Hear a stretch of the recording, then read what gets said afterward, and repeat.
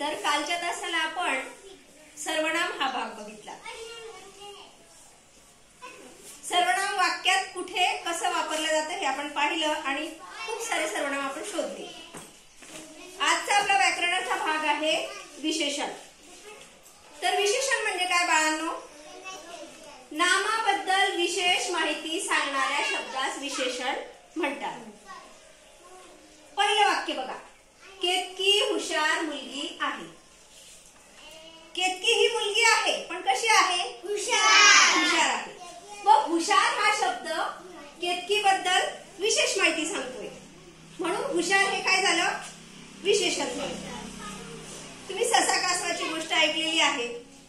ससा चपळ प्राणी आहे, वेगाने पळतो, हे की नाही? मग वेगाने, चपळ हे जे आहेत सशाचं वर्णन करणारे शब्द आहेत, बरोबर ना? मग तसे वाक्यात जे शब्द येतात नामाबद्दल विशेष वर्णन करणारे, काहीतरी वेगळा भाव सांगणारे, त्या शब्दांना आपण विशेषण असं म्हणतो। चला पुढचं वाक्य कोण घेतं? आपल्याला विशेषण शोधायचंय। वैष्णवी,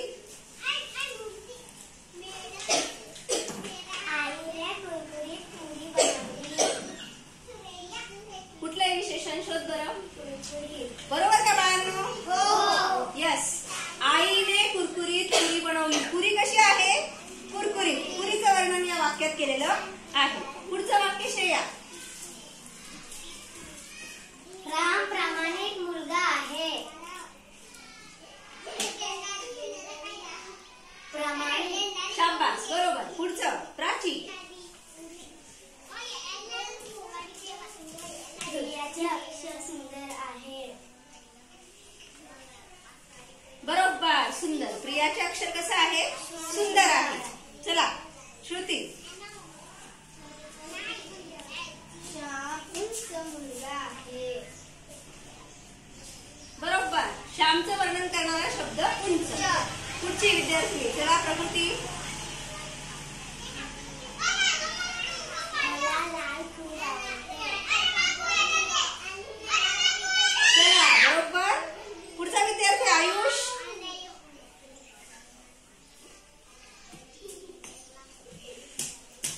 तुला जे वाक्य आवडेल ते घे किंवा तुला जे शोधायचं ते शोध। कोल्हा चतुर प्राणी आहे। बरोबर का बाळांनो? बरोबर, कोल्हा चतुर प्राणी आहे। चला पुढचा विद्यार्थी प्रिन्स, श्रेया गुणी मुलगी आहे। गुणी शब्द, बरोबर, शाबास। चला पुढचं वाक्य कोण घेतं? स्विजिना,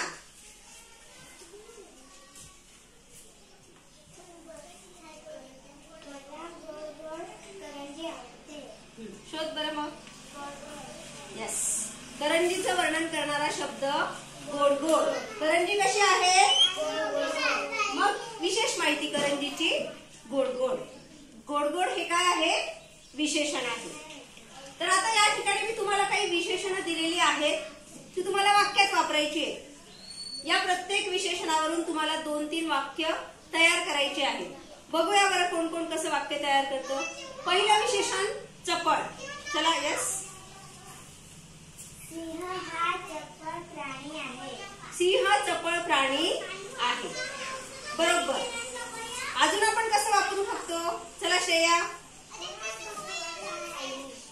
हा इकडे यायचंय। चला, आईने लुसलुशीत इडली बनवली। आईने लुसलुशीत इडली बनवली। लुसलुशीत हा शब्द श्रेयाने वापरला। पुढचा शब्द आहे हळुवार। प्राची, हळुवार। स्विजिना हळुवार बोलते। स्विजिना हळुवार बोलते। स्विजिनाचं वर्णन करणारा शब्द हळुवार। किंवा मग कासव हळुवार चालते। कसं चालतं कासव? हळुवार। ठीक आहे, चला पुढचा शब्द आहे गुणवान। कोण घेतं? चला श्रुती, गुणवान। श्रेया गुणवान मुलगी आहे। श्रेया गुणवान मुलगी आहे। श्रेयस गुणवान मुलगा आहे। माझा दादा गुणवान आहे।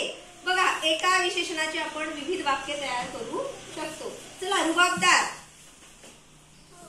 कोण सांगतं रुबाबदार वरून वाक्य? प्राची, स्विजिना रुबाबदार. काय असतं रुबाबदार? यस. चला. माझे आजोबा रुबाबदार आहे. माझे आजोबा रुबाबदार आहेत. अजून कुठे कुठे वापरतो रुबाबदार शब्द? यस. Come here. इकडून इकडून. माझी आजी रुबाबदार आहे. माझी आजी रुबाबदार आहे. Very good. बरं ठीक आहे. रुबाबदार हा शब्द तुम्ही शोधायचा आहे घरी की आपण हा शब्द कुठे कुठे वापरतो. यासारखे अजून खूप सारी विशेषणं आपल्या बोलण्यामध्ये व्यवहारामध्ये येत असतात. जसं चमचमीत, गरमागरम, आईने गरमागरम भजी बनवली, चटपटीत असे शब्द आपण बोलताना वापरतो की नाही. मग ही सगळी विशेषणं असतात.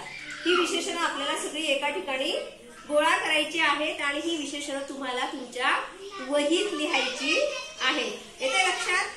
खूप सारी विशेषणं तुम्ही एका ठिकाणी जमा करा आणि त्याच्यावरून वाक्य तयार करा. ठीक आहे. आजचा